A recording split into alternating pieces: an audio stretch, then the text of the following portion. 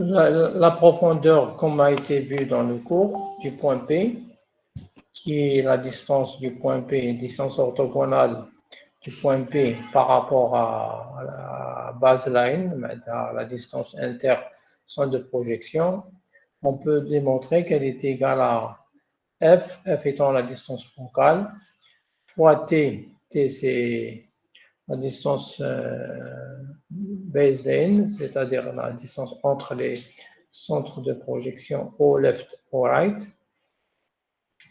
f fois t divisé par d. Alors d, c'est la disparité, on peut prendre en valeur absolue, c'est les abscisses xr moins x left.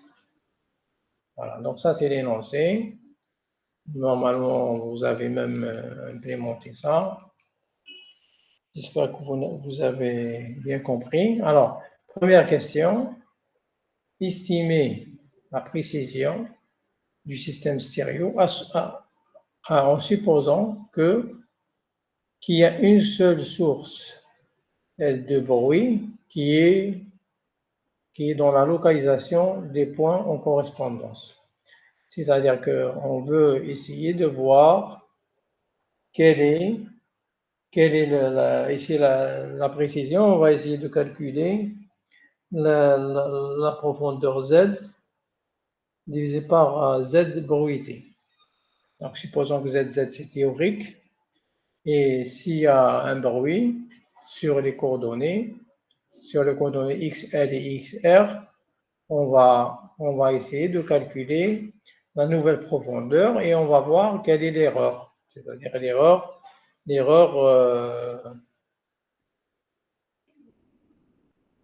dans la profondeur.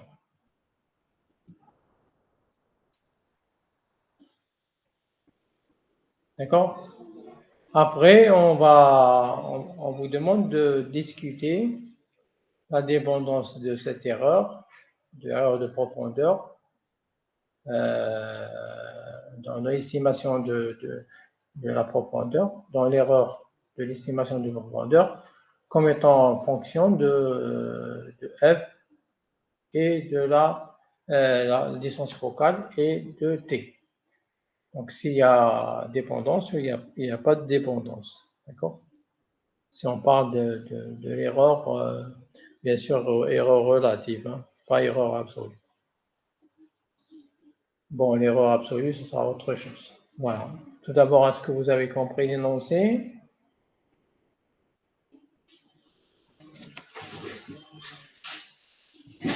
Est-ce que vous avez compris l'énoncé ou non?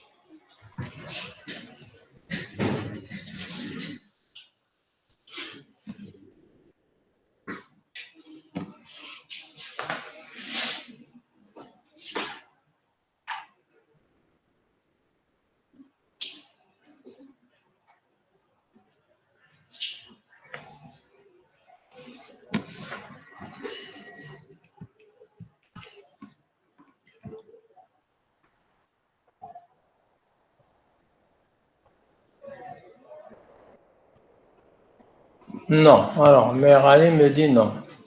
Est-ce que tout le monde est-ce que personne n'a compris l'énoncé? J'ai fait une traduction, vous n'avez pas compris. Voilà. Alors, tout d'abord, le schéma. Le schéma ADEC, vous l'avez compris, vous l'avez étudié. Oui ou non? Oui, ça. Donc, c'est la question. La question, maintenant, bon, le PDF, vous l'avez, donc je vais enlever le partage et je vais partager autre chose. Alors, je vais partager autre chose.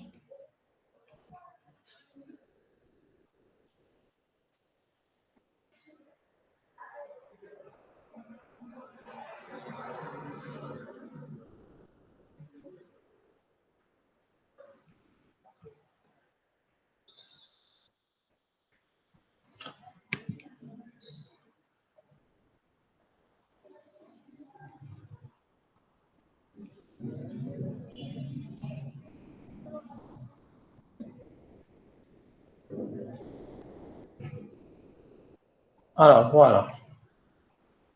J'ai fait un dessin pour vous.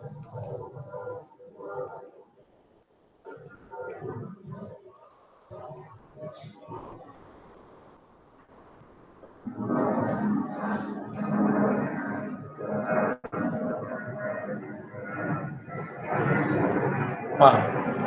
Alors, ici, je vais agrandir. Je vais enlever ça. Bon. C'est figure 1.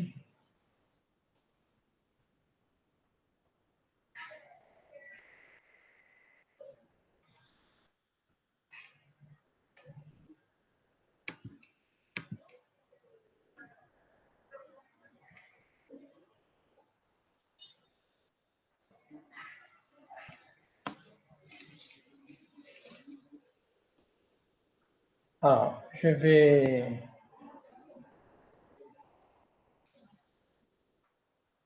enlever ça pour ne pas vous...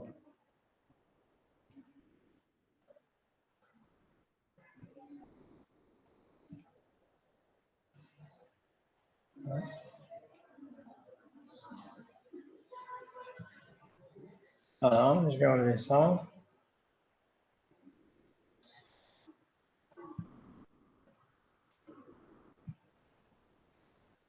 Voilà. Voilà, donc, alors vous voyez ici, ça c'est le plan image, d'accord? S'arrête ici, ça c'est left.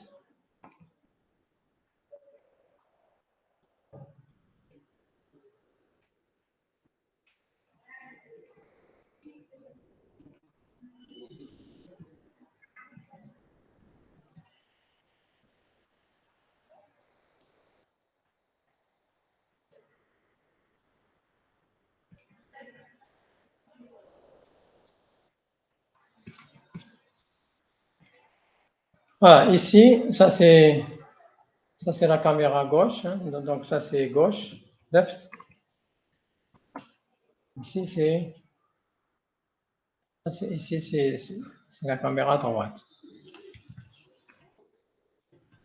Alors ça c'est le centre de projection au right.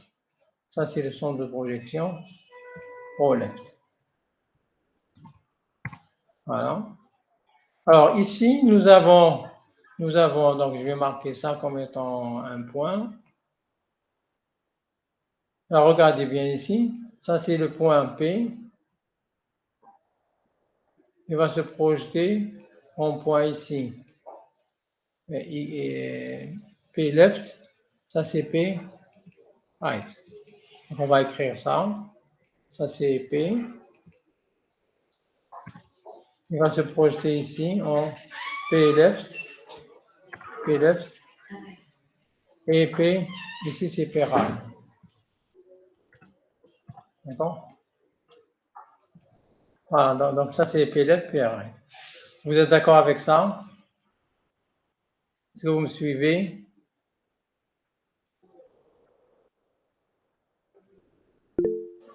Oui, d'accord. Ça. Maintenant je reviens. Toujours c'est partagé, très bien. Alors, ici, je suppose, on vous dit que, donc on suppose qu'il y a noise. Noise, c'est le bruit, d'accord? Donc il y a un bruit.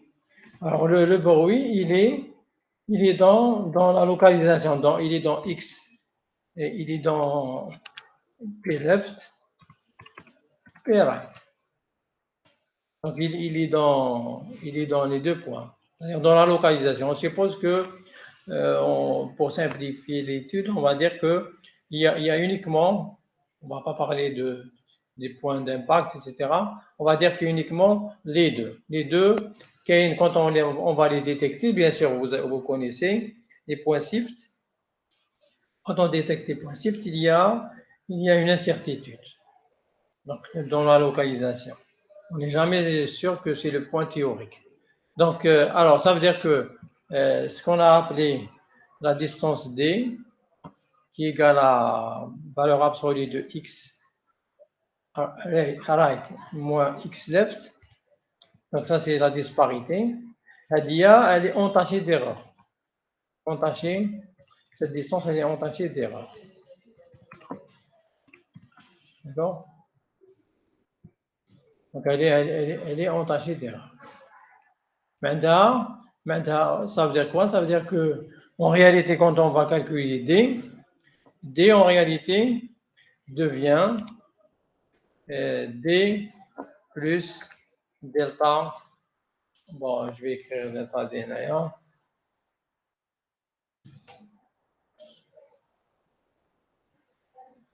Bon,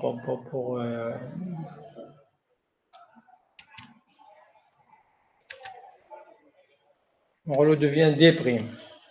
D', il est égal à D plus une erreur. Voilà. Une erreur. D'accord? Ça veut dire que ممكن le point P left يروح à gauche, comme c'est dessiné ici.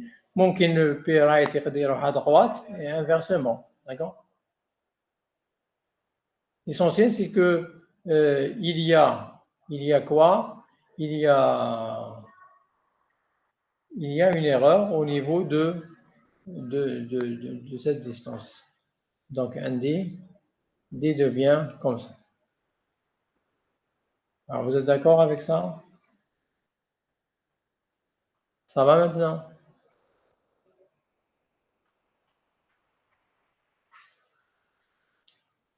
Oui, ça. Et les autres, si vous n'avez pas compris l'hypothèse, vous ne pouvez pas travailler, d'accord? D'accord. Donc, ce qu'on vous dit, vous pouvez regarder le PDF, je ne vais pas m'amuser à repartager. Dans le PDF, il يقول assuming that the only source of noise is the localization. C'est-à-dire que l'unique source du bruit, c'est la localisation des points en correspondance, in the two images. D'accord? Donc, on vous demande de calculer la précision. Donc, on vous demande de calculer quoi? On va calculer, puisque D devient D', on va calculer Z sur Z'. Alors, le Z',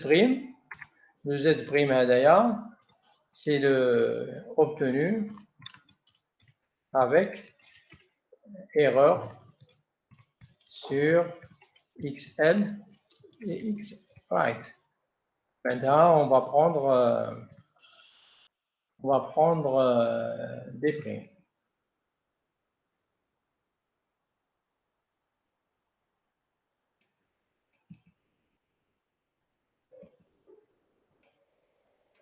Voilà.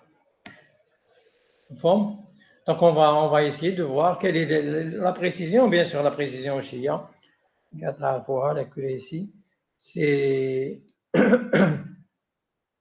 c'est quoi? C'est la valeur correcte sur c'est le correct match sur all matches. Donc ça, c'est la précision, c'est combien vous allez obtenir. Et d'ailleurs, on va calculer, bon, c'est une erreur par rapport à شحال نغلطوا. Donc يقدر يكون Z' كبير على Z، يقدر يكون Z كبير على Z' ou inversement. Donc on va essayer de calculer le Z sur Z'. Donc on suppose que ici, bon, dans notre cas, il sera supérieur, mais bon, dans l'autre cas, on peut avoir inférieur. Donc نعرفوا برك هذيك l'erreur هذيك شحال par rapport à. Donc, on va essayer de calculer. Donc ça en fonction de cette incertitude. D'accord? Voilà, donc on va, je ne sais pas si je vous laisse le temps, là je vais le faire moi-même. Est-ce que je vous donne un peu de temps pour réfléchir ou parce que ça c'est.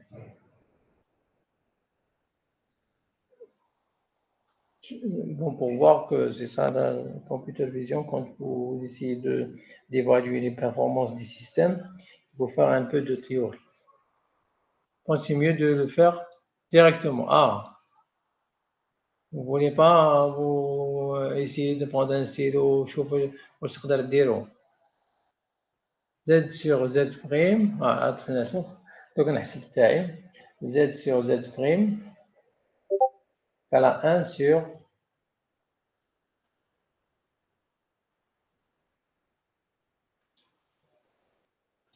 sur E sur D.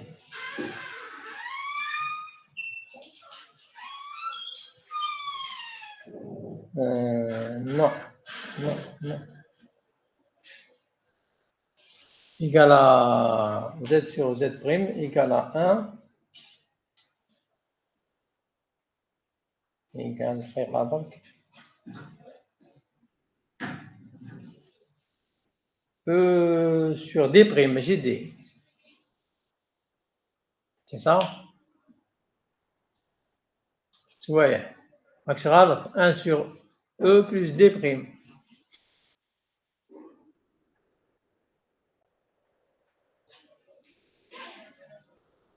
N'est-ce pas?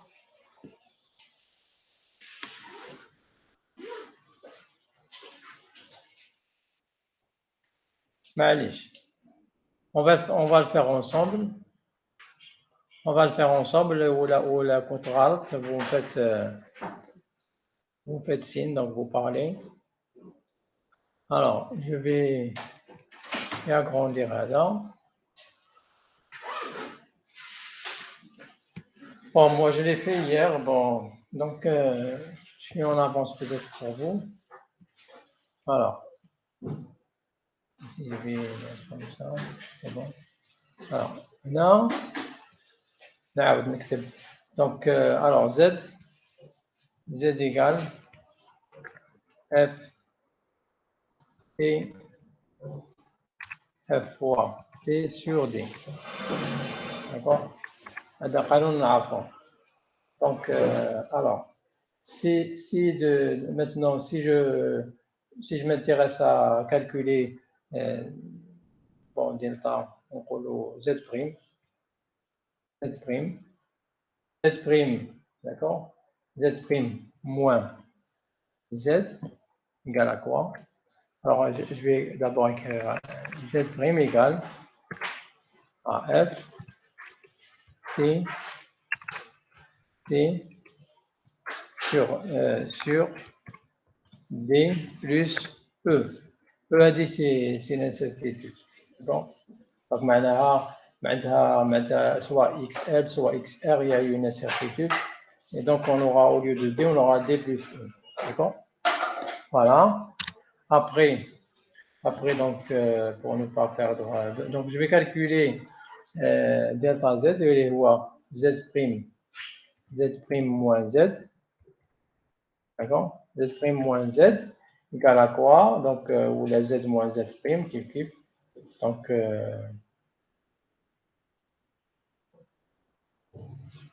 alors, vous aurez donc T sur, donc bon, je vais pas, sur D plus E, moins Ft sur D.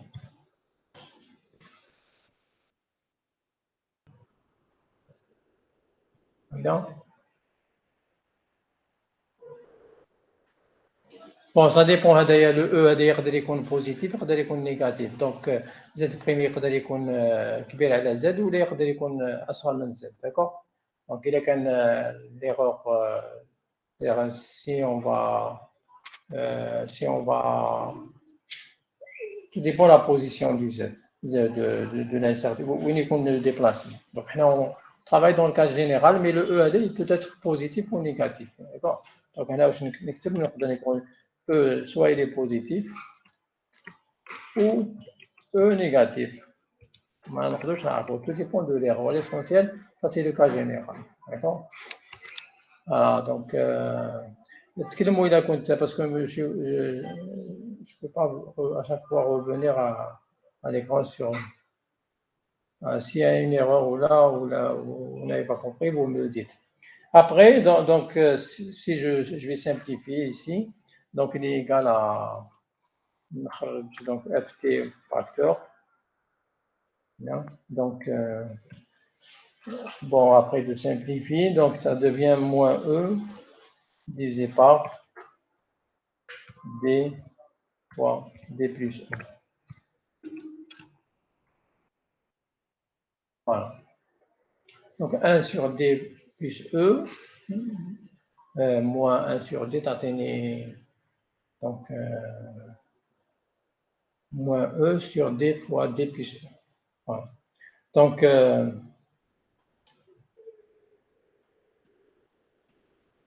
d'accord. Donc, donc si je cherche la précision, c'est quoi?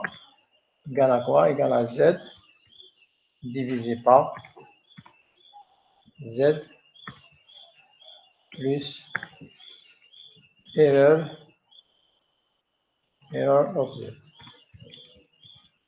هاد l'erreur تقدر تكون كبيرة تقدر تكون صغيرة تقدر نكون je vais vers l'avant ولا نرجع للتحت d'accord سميناها donc z donc ici alors ici je vais simplifier donc égal à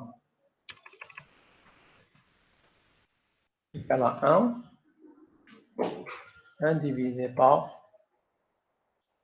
1 plus l'erreur z divisé par z. Donc j'ai divisé par z les deux. Voilà. Donc هذه error تاع z ماشي error وحده أو z وحده error of z. Comme je ne veux pas changer la police des caractères, sinon à chaque fois, voilà. D'accord. Donc là, donc je vais 1 égal à 1 divisé par 1. Alors, plus. Donc, on a l'erreur. حسبناها من قبل. هي الفوقة. Donc, c'est ça, هذه هي l'erreur. Donc, نكتبها. Alors, ft 3 moins e sur d fois d plus e.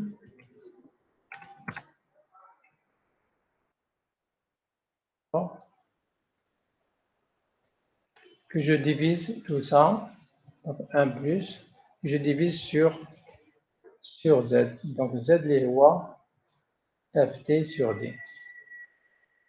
ft sur d. Donc on écrit maintenant ft sur d. Voilà.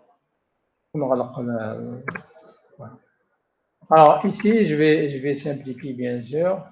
Alors vous voyez le ft ma ft, je vais le simplifier. Le e sur d, d هذا مع d, je vais le simplifier. يخرج لي quoi؟ يخرج لي donc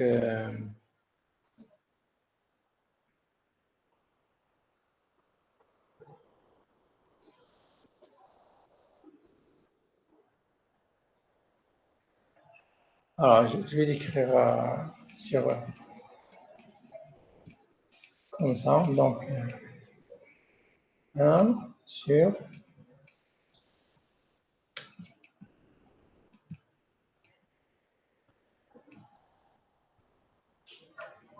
un plus un moins e pardon et encore ed d plus e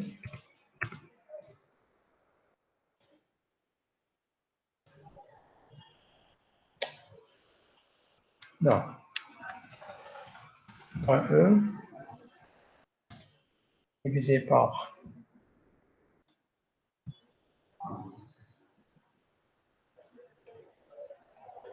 D plus E,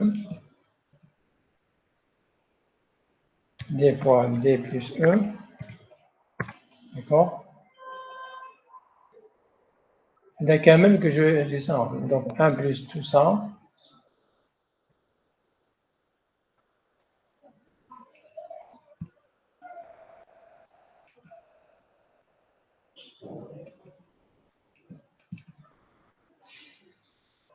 Voilà. Et donc, je vais diviser par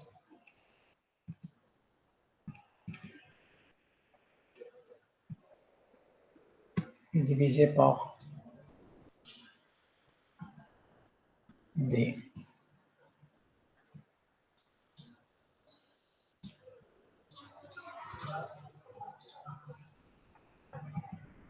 Voilà.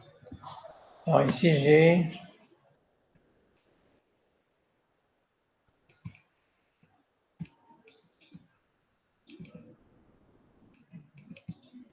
voilà. Ah, c'est une ligne. Voilà, j'ai réécrit ça de façon claire. 1 sur 1 plus, bon, 1 de moins itinérant. E, E sur D fois D plus E sur D. Alors, FT et FT, je vais les simplifier. D'accord? Donc, si je simplifie tout ça, donc le D se simplifie, donc égal à quoi? Donc, égal à 1. Et en bas, qu'est-ce que j'ai? J'ai donc 1 moins. Alors, E sur D plus E. Donc, là, E, D plus E.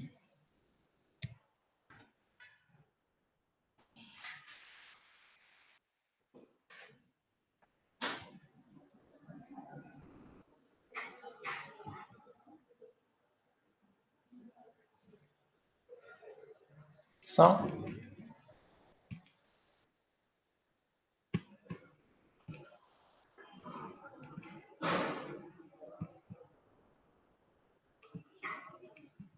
j'espère que je n'ai pas fait d'erreur.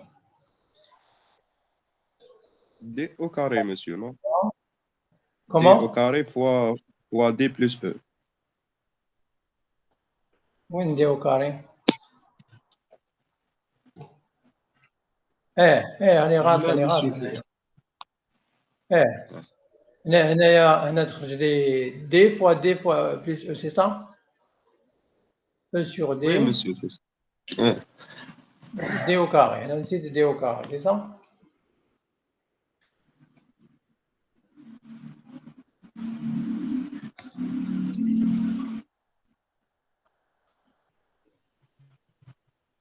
Oui, monsieur, le thème D au carré fois D plus E. لا ماشي 1 sur D هنايا.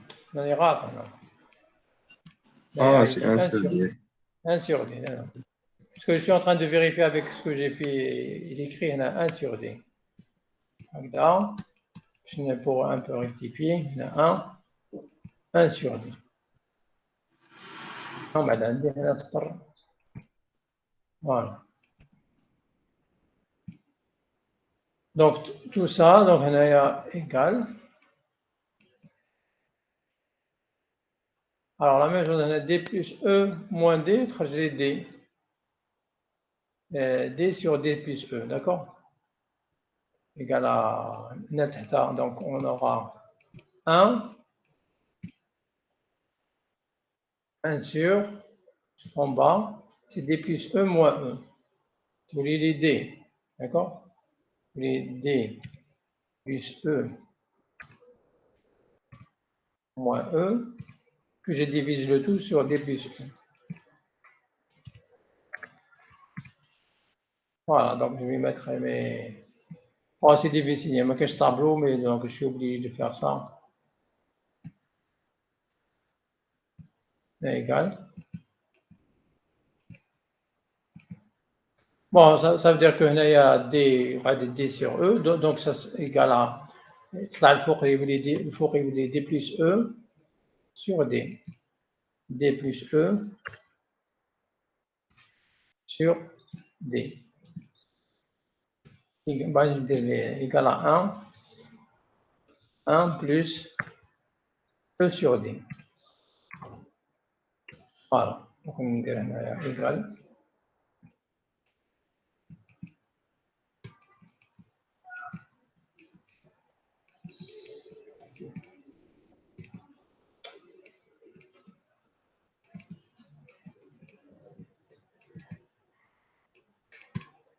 Égal à égal. Voilà. Égal à.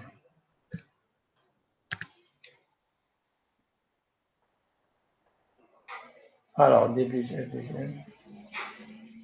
Est-ce que ce que vous avez trouvé, monsieur? Hein?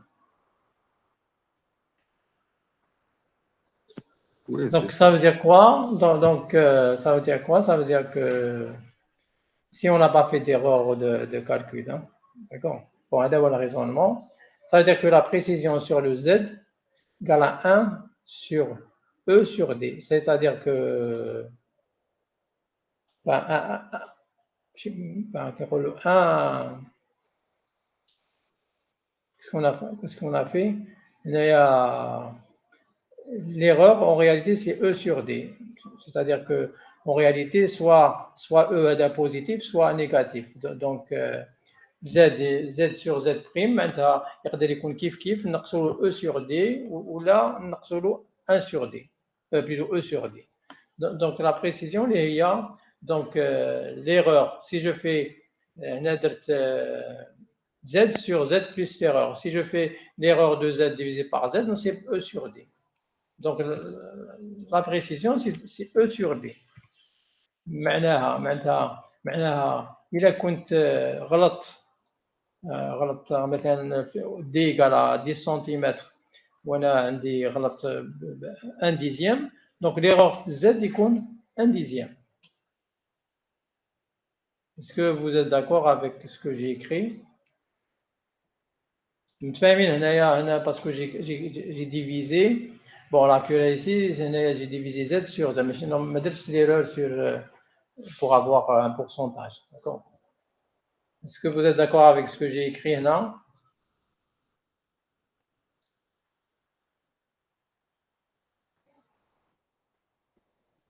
Oui, Souhail l'a trouvé. Bon, mais écoute, je faisais allusion à 2 fois ED.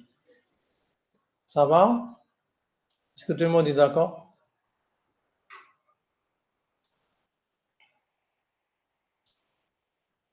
Mais on n'a pas inventé des choses. On a pris l'expression et on a fait calculer d'état Z sur Z.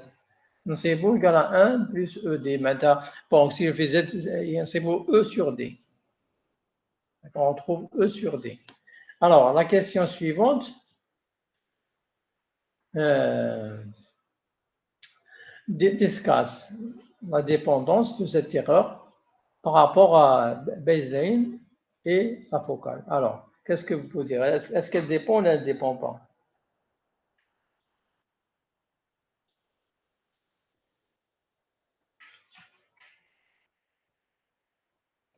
Est-ce que cette erreur, donc l'erreur dans le Z, erreur relative ou la erreur, est-ce qu'elle dépend de la distance inter-centre de projection et la distance focale?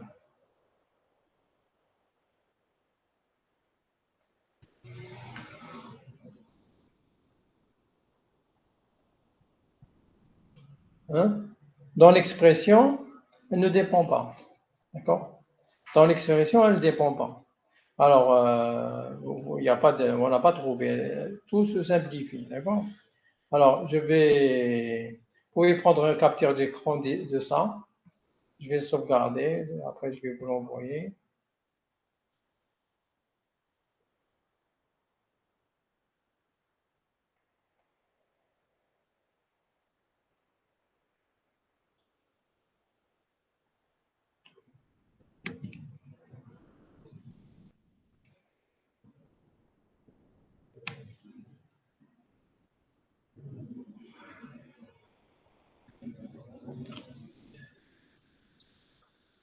j'ai ici.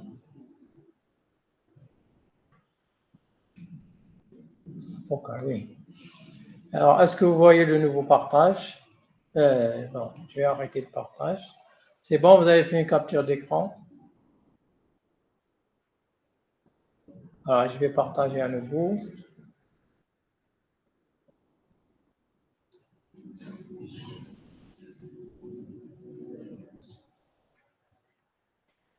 Est-ce que vous voyez là?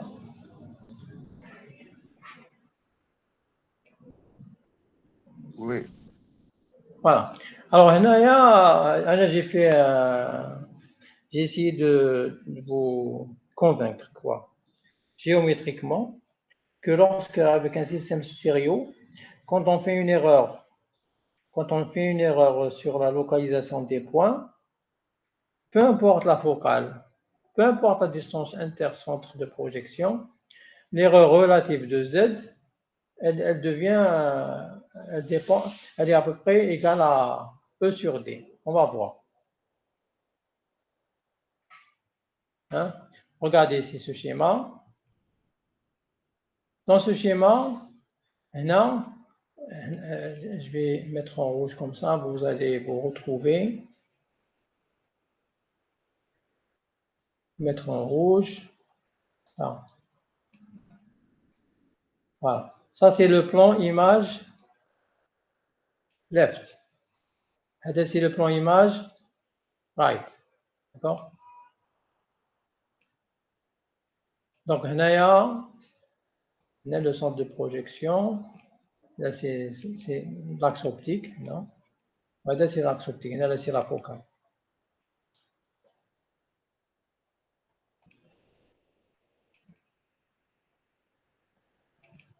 D'accord? Alors, parce que c'est difficile pour moi de...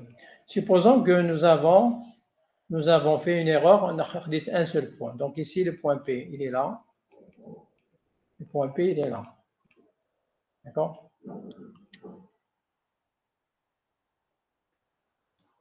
Voilà.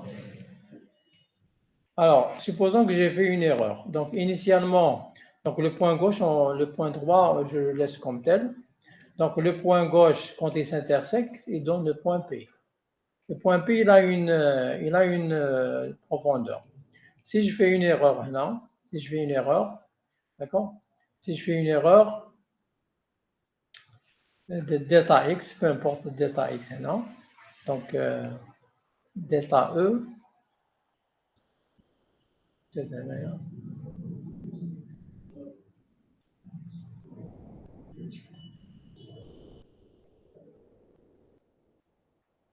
voilà. Donc, si je fais une erreur, donc عندي هنا une erreur delta z. Donc, maintenant, si maintenant je change de focale, maintenant la focale devient celle-ci, elle est كبيرة. Je garde la même erreur. Vous voyez? Donc le point d'ailleurs, je lui garde le même point. Droit, il est à la même position. Gauche, elle est dans la même position, sauf que l'erreur, c'est la même. Quand si je calcule le point Z, vous voyez que le Z il y a l'erreur qui d'accord? Normalement, le P il est là, alors il devient ici. Donc ici, qu'est-ce que j'ai changé? J'ai changé quoi? J'ai changé la focale. Je suppose qu'il y a une certaine erreur delta E, donc E par rapport à D. Et c'est la distance, c'est la différence entre les points, les abscisses des points, donc c'est la disparité. Je suppose qu'il y a cette erreur. J'ai gardé la même erreur et j'ai changé la focale. Alors, expérimentalement, bon, je n'ai pas essayé de prouver théoriquement, j'ai calculé ce rapport delta Z, hein, donc le Z, si vous voulez, le Z ancien sans erreur, plutôt avant de changer la focale et après avoir changé la focale. Donc ici, j'ai le rapport de Z' sur Z, vous voyez ici, il y a 0,94. Donc il y a une erreur de 0,6. 6%. Alors, si je change la focale, j'aurai une erreur en absolu P là, mais relativement, donc j'ai fait des mesures, c'est à peu près 6%. D'accord? Voilà, pour vous dire que en réalité, bien sûr, en absolu, elle change. Mais si je calcule la distance relative, donc la variation de la profondeur relative, bien sûr, je vais trouver qu'elle est indépendante de la focale.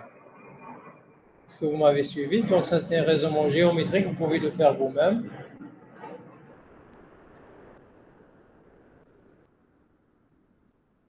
Il n'y a pas d'écho, il n'y a pas de feedback. Vous êtes connecté ou là, je suis en train de parler seul?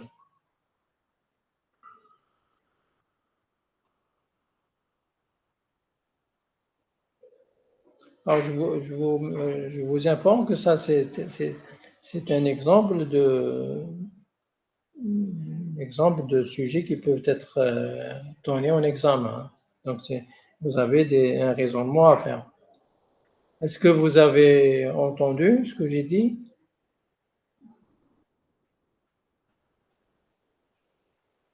Non? Oui, d'accord. Est-ce que vous avez compris le raisonnement géométrique que j'ai fait? Donc, j'ai essayé de calculer le Z et le Z après l'erreur pour une certaine focale et le Z après une nouvelle focale. Donc, j'ai fait le dessin. Comme c'est axial, donc c'est simple. J'ai mesuré, bon, avec une certaine erreur. Je trouve toujours, c'est la même erreur relative entre Z. Donc, relative, c'est l'erreur θ Z sur Z. Plutôt Z sur Z plus θ Z. Donc là, il est inférieur. Parce que je fais une erreur vers l'avant, non pas vers l'arrière.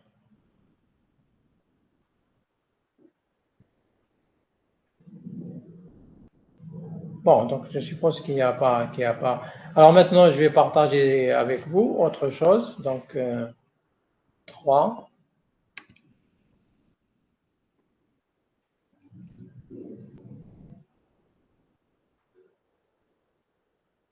Ah, la même chose. Vous pouvez faire des captures d'écran si vous voulez.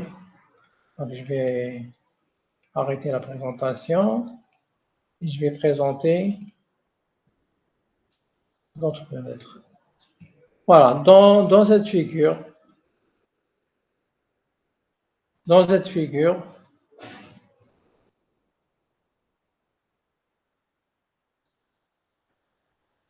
alors ici, je fais la même chose. Donc, je garde toujours la même erreur. D'accord? Sauf que ici,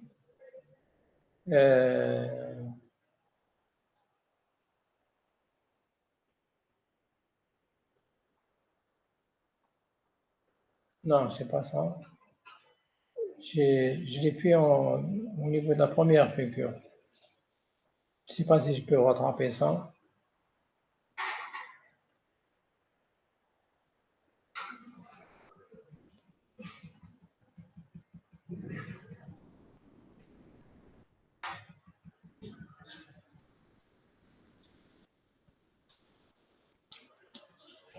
Bon.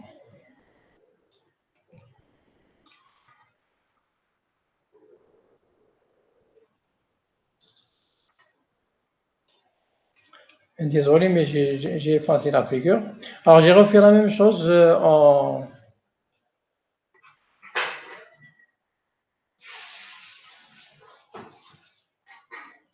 C'est pas la bonne figure. Alors, j'ai refait la même chose en essayant de diminuer la distance entre les centres de projection. C'est dans la première figure que j'ai changé, j'ai pas gardé. Bon, je vais le refaire. Et j'ai trouvé, bon, c'est le même pourcentage. Voilà, donc ça, c'était à titre expérimental. Alors maintenant, on revient au PDF. En utilisant la solution donc la première question, estimer la précision avec laquelle on doit reconstruire avec une erreur inférieure à 1%. معناها si on veut reconstruire, donc reconstruire, calculer le z avec moins de 1% d'erreur, quelle sera l'erreur dans la localisation des points images. Donc ça, on revient tout court à l'expression de tout à l'heure. Donc il suffit uniquement de revenir et de dire, voilà,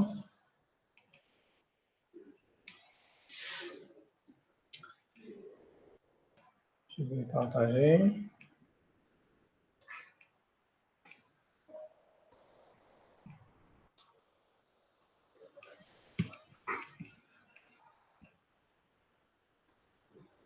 Alors, dans cette figure, nous avons donc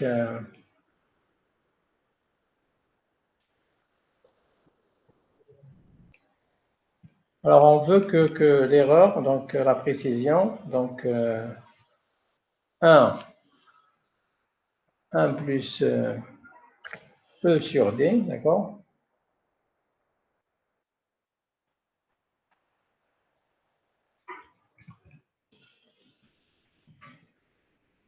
Va être supérieur ou égal à donc 1%, ça veut dire qu'on va mettre 0,9. Voilà. Donc ça c'est, on a calculé donc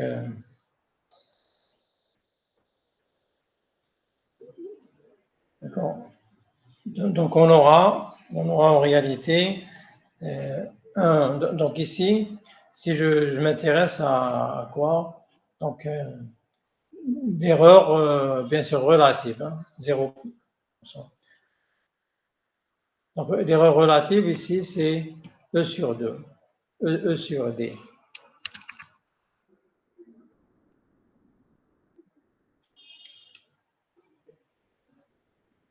D'accord? Dans ce cas, on aura quoi? Il faut que E doit être inférieur à 0,9 D. Voilà. Donc, il faut que l'erreur de localisation, elle dépend pour avoir une erreur en 3D inférieure à 1%, donc il faut que, ici, qu'est-ce que j'ai mis?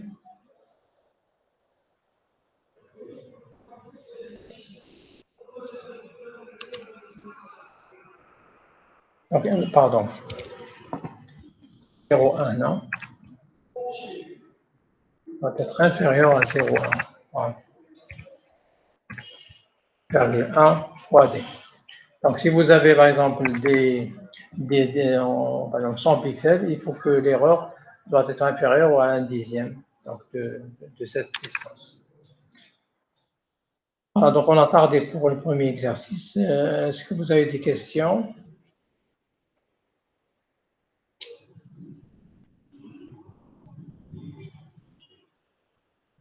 Non? Alors on passe à l'exercice 3.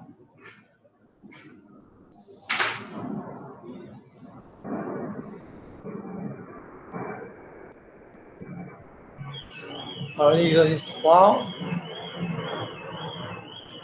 vous avez le lien ici, hein, directement vous pouvez accéder. C'est date de année universitaire 2018-2019. Alors vous voyez bien que c'est en Angleterre. Vous voyez bien que Eigenfaces sont aussi enseignés, malgré que c'est bien sûr on n'enseigne pas uniquement le dernier. La meilleure méthode, on enseigne un état d'art. Il faut connaître tout ce qui marche, tout ce qui ne marche pas, tout ce qui ne marche pas très bien. Et il y a toujours même dans les approches deep learning, vous avez des réseaux qui sont plus ou moins performants.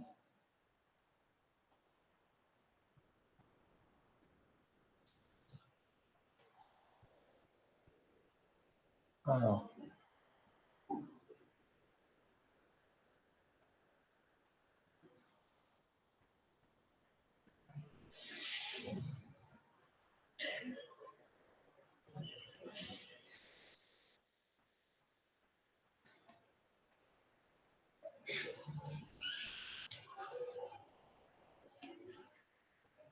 Je vais fermer tout ça.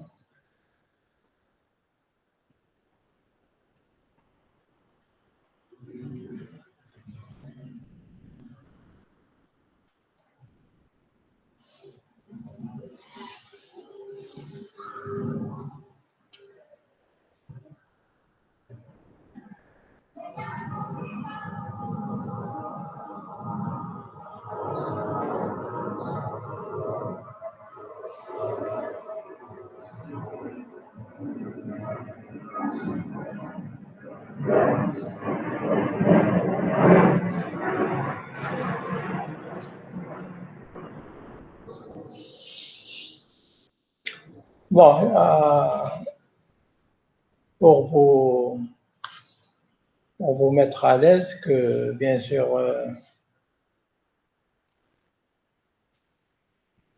tout ce que vous allez lire sur les performances des systèmes ne sont pas toujours vraies. Hein.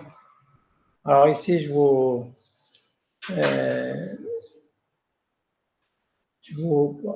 fais donc partager donc, les résultats que moi-même j'ai testés hein, en utilisant donc, des learning sur la segmentation sémantique d'images. Alors, ce sont les réseaux les plus performants. Donc, vous voyez sur les 4 images que j'ai prises au hasard de Internet, la segmentation donc ici avec le deep learning, avec ce réseau. Donc, alors le réseau, vous avez le lien ici. Donc,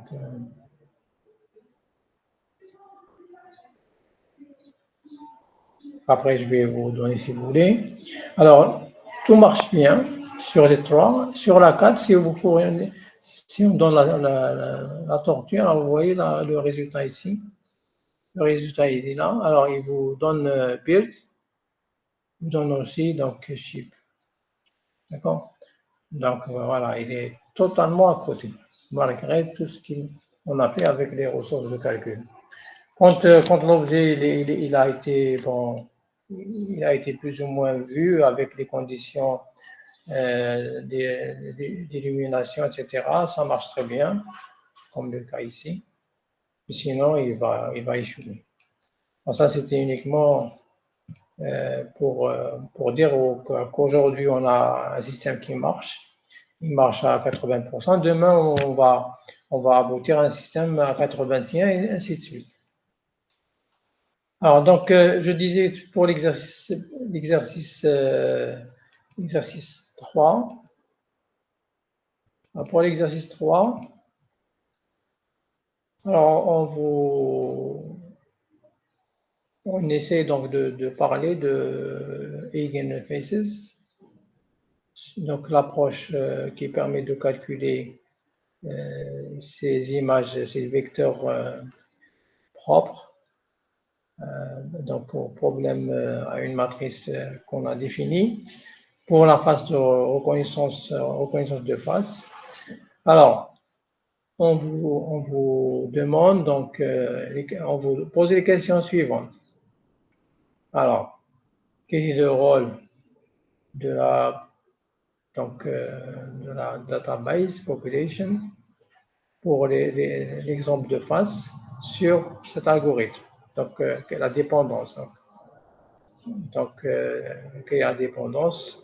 Ensuite, quels sont les features qu'il va extraire, comment les calculer. Bon, ça, on a déjà fait. Alors, quels sont les limites et les avantages, les points forts et les points faibles de ce type de représentation? Est-ce qu'elle est invariante pour la pose et le changement de perspective, donc le changement de perspective et illumination, et l'expression faciale. Ensuite, il faut calculer la complexité. Voilà, je vous laisse. Je ne sais pas si vous avez. Maintenant, moi, j'ai fait un exercice. Donc, je vous laisse le soin de faire le deuxième. Allez-y, moi, je vous corrige. je pourrais vous aider sur les limites et les inconvénients, ou bien vous pouvez les retrouver sur Internet. Et il faut chercher uniquement donc Eigenfaces, quels sont les avantages et les limites de cette méthode quand elle est utilisée comme dans les classifieurs pour la reconnaissance de face. Est-ce qu'elle est invariante? Quels sont les cas où elle est invariante ou bien elle est dépendante? Bon. Alors, première question. Essayez de me répondre, s'il vous plaît.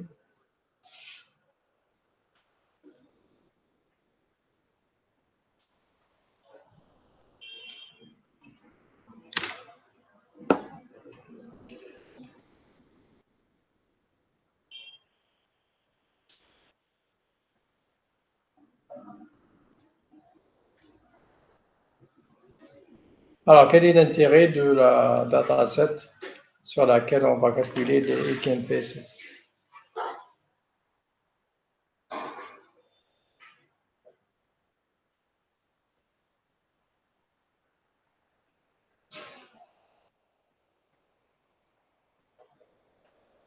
Si vous ne voulez pas parler, vous écrivez, s'il vous plaît.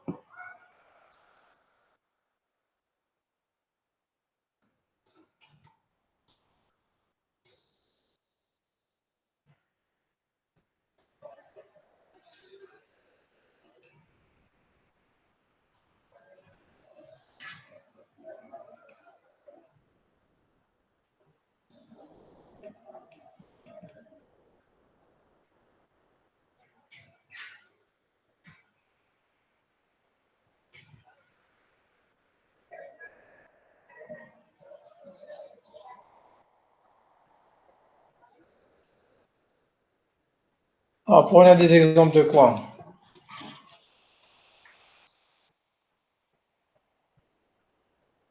Alors, on dispose d'un nombre d'images de différentes.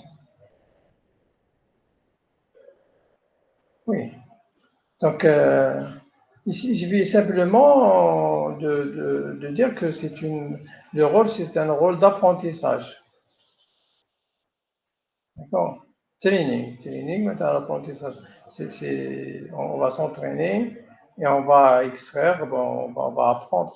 Donc, le rôle pour cet algorithme, elle sert à un échantillon, un sample, pour l'entraînement. Donc, pour apprendre, on va extraire bien sûr des indicateurs pour pouvoir après décider de quel type, quelle face est présente à la caméra.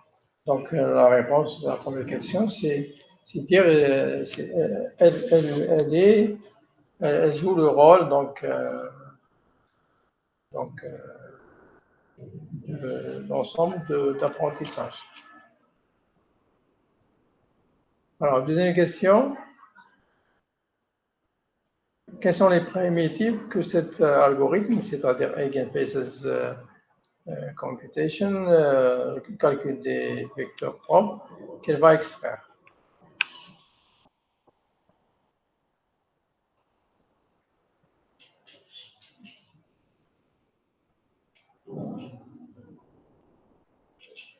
Quelles sont les primitives qu'elle va calculer?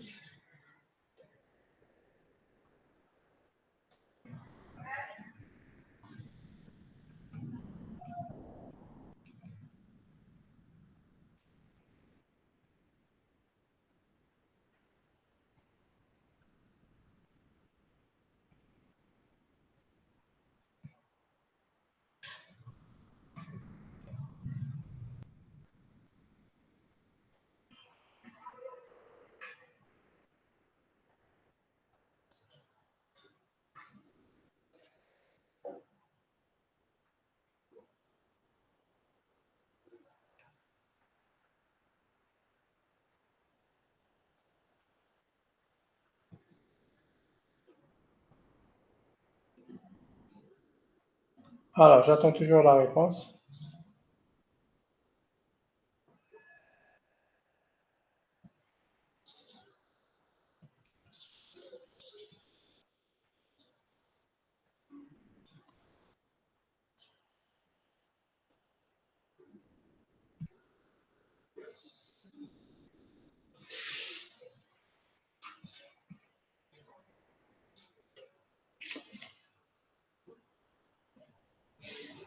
Elle dispose d'un nombre d'images de visage de différentes angles de point de vue.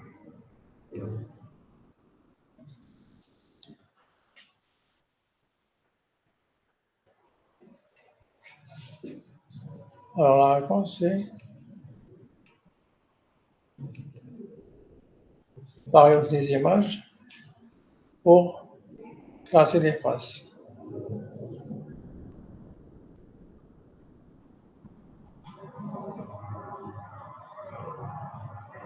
Et bon, oui, mais ici, quels sont les features qu'on va calculer?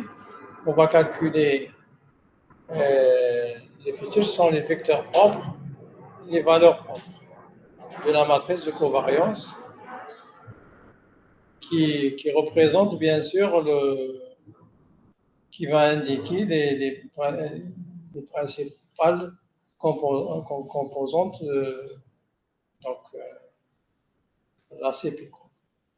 D'accord. Donc, pour répondre à la question, donc, les primitives qu'elle va calculer, c'est donc elle va chercher donc l'algorithme, hein, je sais pas, l'algorithme va chercher des vecteurs propres associés à la matrice de covariance qui est synonyme de voilà. Oui, mais bon, hein, pour chercher le min, c'est-à-dire qu'on passe par la moyenne. On cherche après, donc, une fois qu'on a les vecteurs propres, c'est ça les features, c'est les valeurs propres, pardon. Donc, c'est les valeurs qui vont nous permettre de calculer les vecteurs propres associés à la matrice de covariance. Alors ensuite,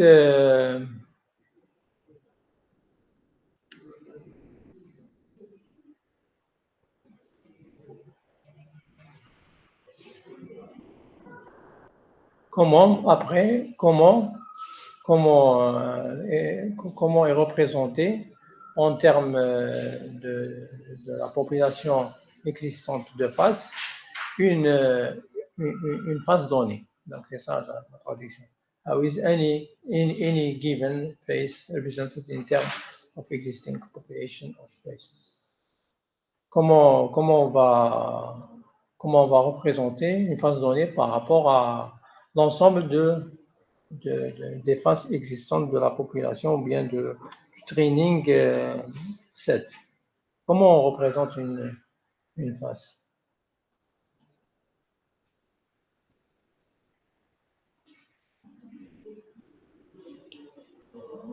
Alors, une face, c'est quoi?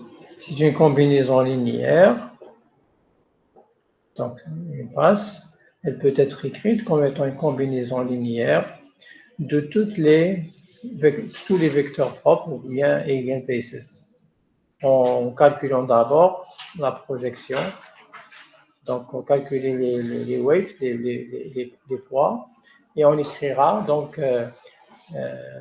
elle s'écrit par rapport à l'ensemble de la population training set par rapport en utilisant donc une combinaison linéaire du nombre réduit de vecteurs propres, donc c'est la somme linéaire du sous-espace linéaire qui sont les cas vecteurs propres qu'on a retenus.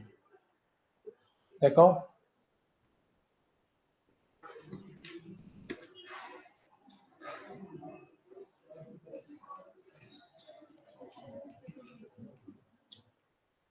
Alors après, quels sont les... Bon, je vous laisse le soin de chercher vous-même quels sont les points forts, les points faibles de cet algorithme, c'est-à-dire eigenfaces.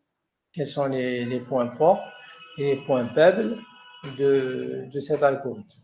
Est-ce qu'il y a une invariance à l'illumination, à l'expression faciale, à la pose, etc.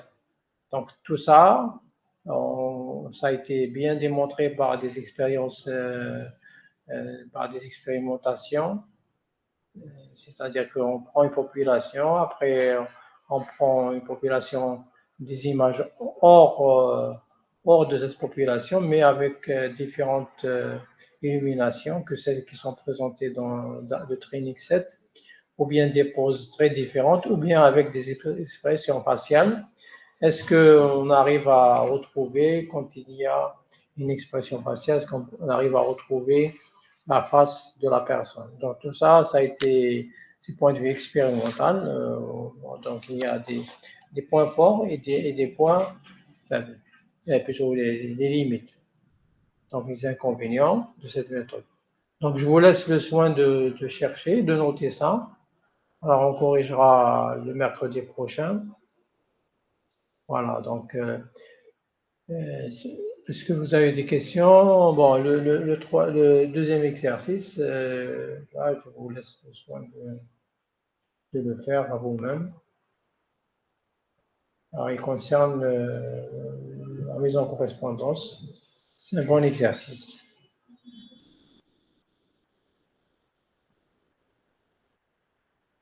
Est-ce qu'il y a des questions?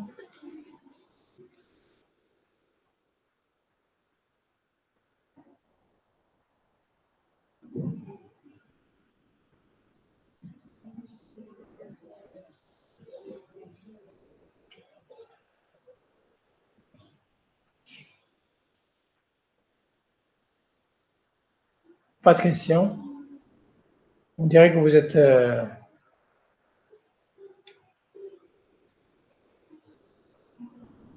on dirait que vous n'êtes plus là. Bon, donc sur ce, je termine donc cette correction. Donc voilà. Merci.